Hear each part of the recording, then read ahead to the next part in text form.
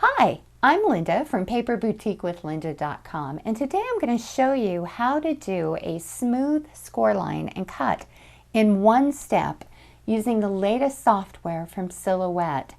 I'm not a big fan of the little cut marks that you get with most of the files, and I'm going to show you how to turn those into a smooth score line. Today I'm going to be demonstrating the technique using Lori Whitlock's 5 by 7 inch serving tray. And if you want to order this cute little tray from the Silhouette online store, it's number 48179. Well, let me go ahead and show you the score line on this tray.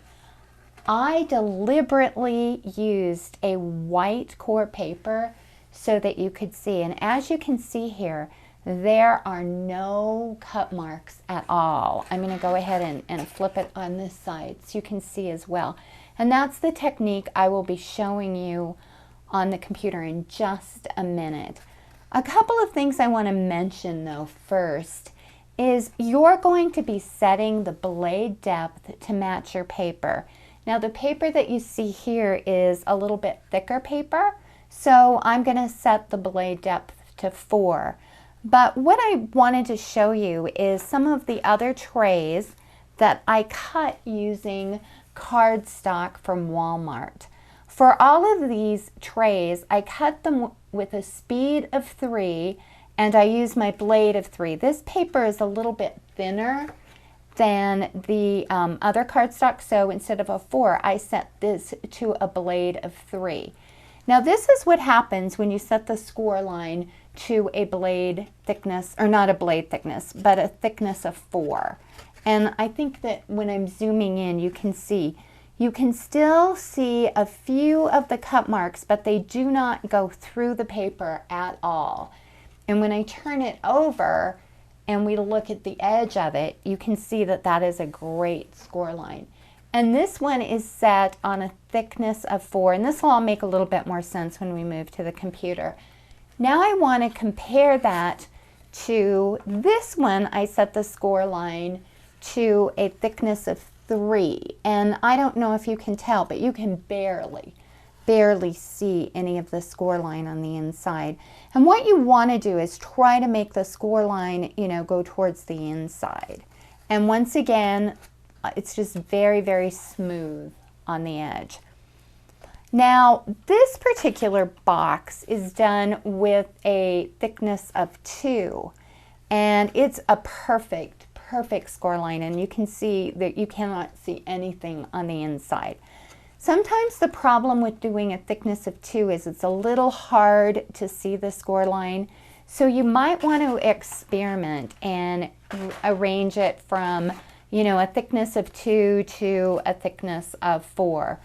The thicker the paper, like if your blade depth goes to a blade depth of 4, you may want to back off on the score line thickness. So this is cut with a blade on 4, but then when I did the score line, I did this on a thickness of 2. So experiment anywhere between a 2 and a 4 on thickness.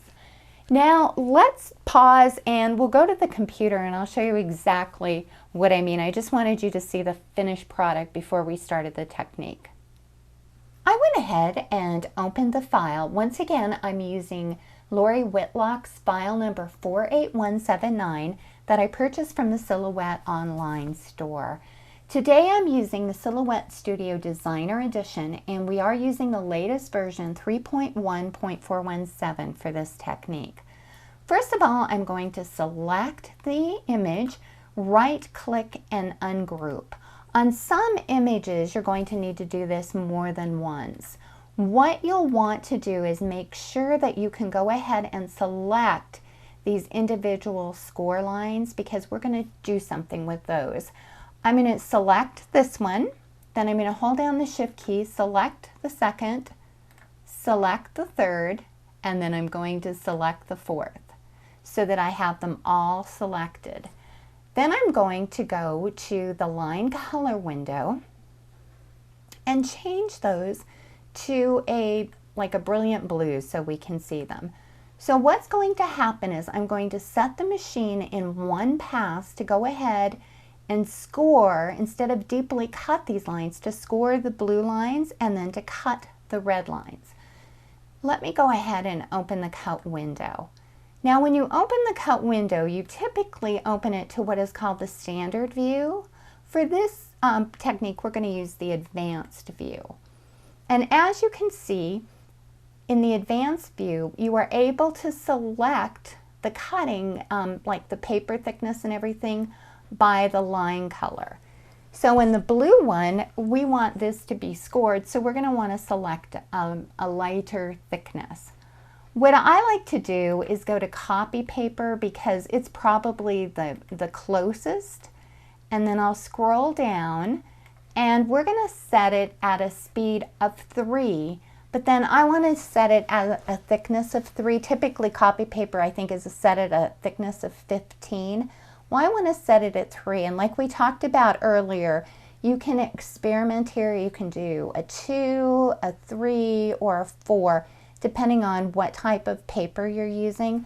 Now remember, all this setting is going to do, the speed and the thickness, is going to be on this blue line.